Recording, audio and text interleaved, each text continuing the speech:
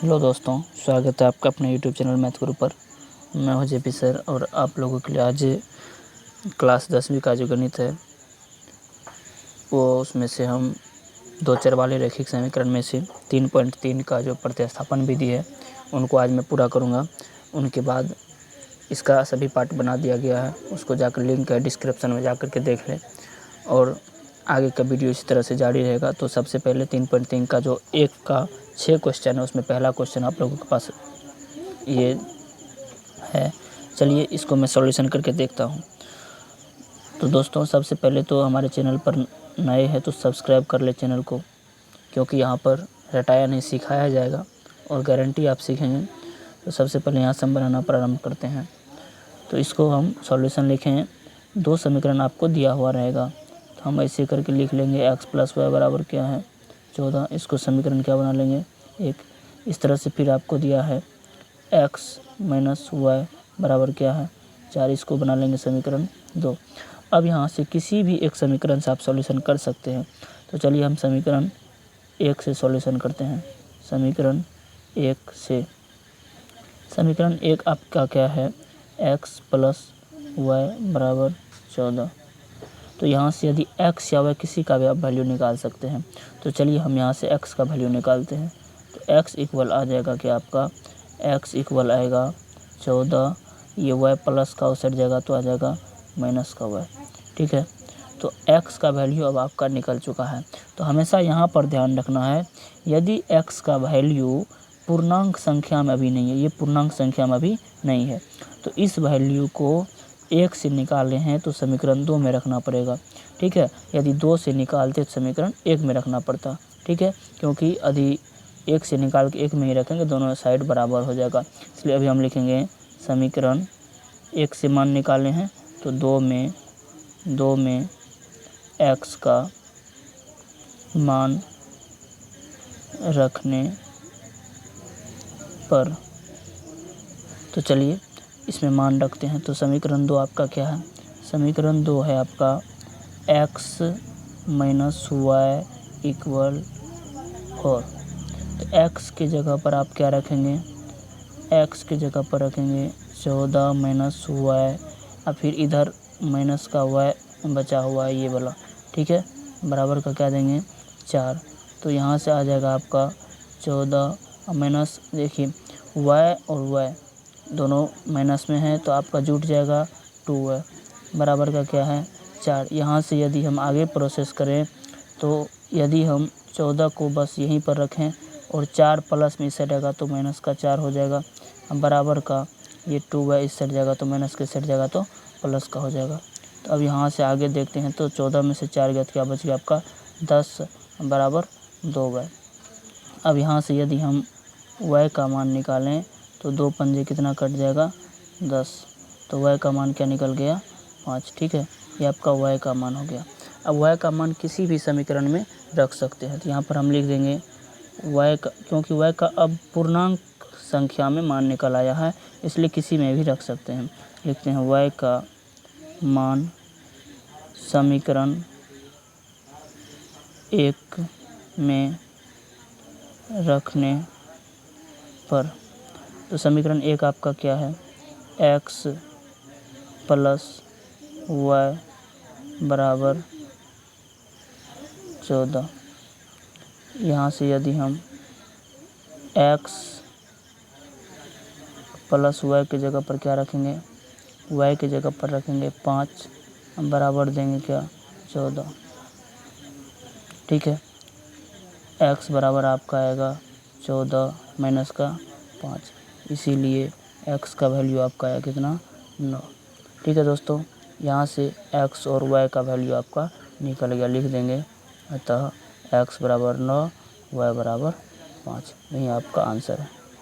ठीक है, चलिए तो अगले क्वेश्चन पर हम चलते हैं। दोस्तों अगला क्वेश्चन आपके सामने है। अगला क्वेश्चन ये पहला दिया गया s - t = 3 और दूसरा जो दिया गया s/3 + t/2 बराबर 6। इसको हम समीकरण यहीं पर मान लेते हैं 1, यहीं पर क्या कर लेते हैं 2। अभी हम लिखें समीकरण 1 या 2 किसी से सॉल्यूशन कर सकते हैं। सबसे पहले इसको आप जो है सीधा कर सकते हैं। सीधा करने का मतलब ये हुआ कि यदि हम इसका एलसीएम ले लें क्या हो जाएगा, 3 2 का एलसीएम लेंगे तो कितना होगा 6, 3 दूना 6, यहाँ पर हो जाएगा 2s और प्लस का हो जाएगा 3t, अब बराबर का क्या है 6, तो 2s और प्लस 3t, तो 6 गुना 6 कितना आ जाएगा 36 हो जाएगा। अब इसको हम समीकरण क्या बना लेंगे 2, ठीक है, इसको हटा देते हैं। तो अब यहाँ से आप इस तरह से सीधा करने से फ़ायदा ये हुआ कि सॉल्यूशन करने में हमें परेशानी नहीं होगी। आगे भी आप मान रख के कर सकते थे लेकिन अभी आसान हो जाएगा, ठीक है। अब यहाँ पर हम लिखते हैं समीकरण 1 से, या यहाँ भी आप जैसे समीकरण 2 से कर रहे हैं इस तरह समीकरण 2 से सॉल्यूशन हम आगे कर लेते। चलिए यहाँ से हम यही से, इससे बढ़िया है कि बस यहीं पर लिख देंगे क्या समीकरण 2 से, ठीक है। यहाँ पर हम क्या लिख देंगे, यही समीकरण 2 से सॉल्यूशन करते आएँ तो इस तरह से हम यहाँ से s या t का वैल्यू निकाल सकते हैं। तो चलिए हम सबसे पहले किसका वैल्यू निकाल लेते हैं, s का ही वैल्यू निकाल लें। 2s बराबर आ जाएगा 36 माइनस का 3t, ठीक है। अब हम लिखेंगे s का वैल्यू यदि निकालना चाहे तो 36 माइनस 3t अपन क्या आ जाएगा 2।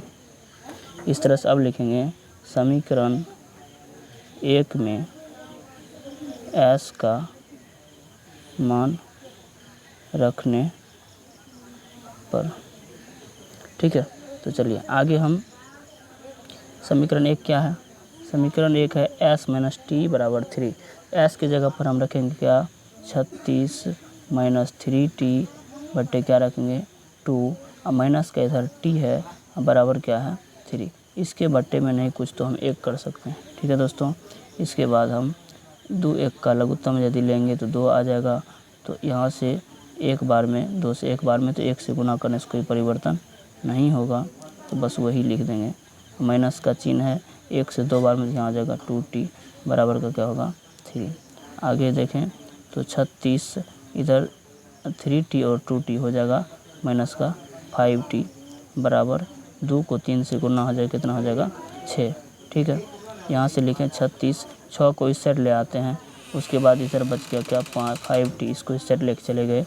अब यहाँ से आ जाएगा इधर 30 बराबर क्या हो गया 5t, ये कट जाएगा, इसीलिए यहाँ से t बराबर क्या आ जाएगा 6, ठीक है। अब t का वैल्यू आ गया। अब यहाँ पर हम लिख सकते हैं t का मान समीकरण किसी में भी रख सकते हैं, यहाँ से समीकरण 1 में रखने पर, ठीक है।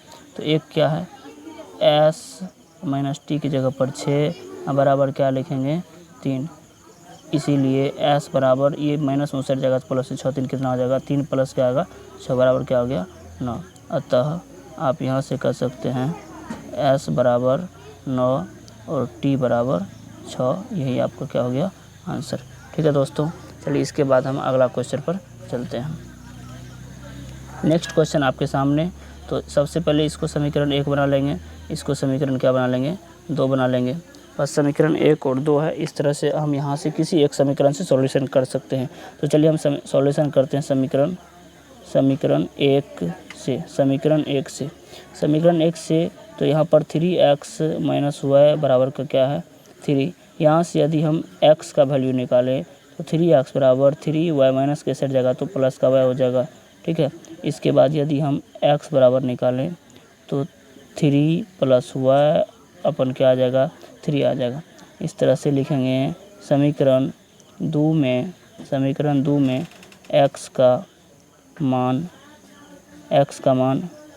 रखने पर, समीकरण 2 में x का मान रखने पर, समीकरण 2 आपका क्या है, समीकरण 2 है 9, x की जगह पर आप क्या रखेंगे, x जगह पर रखेंगे 3 प्लस y अपन 3, ठीक है। अब माइनस का 3y बराबर आप क्या लिखेंगे 9।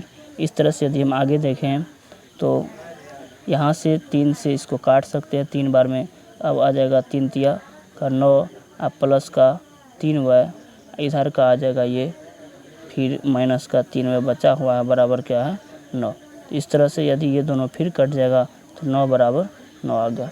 अब ये इसलिए आ गया क्योंकि आपका समीकरण 1 बराबर क्या है समीकरण 2, ठीक है। अतः ये क्या है, अतः ये समपाती है, समपाती है। दोनों समीकरण समान ही है। इसका अनंत मान हो सकता है, कुछ भी मान हो सकता है। ठीक है दोस्तों, आशा करता हूँ इसमें सभी सवाल आपको समझ में आया होगा। यदि किसी सवाल में दिक्कत है तो आप कमेंट करें और अथक प्रयास करूँगा इसको दोबारा फिर से समझाने का। धन्यवाद दोस्तों। यदि हमारे चैनल पर नए हैं तो चैनल को सब्सक्राइब जरूर कर लें। धन्यवाद।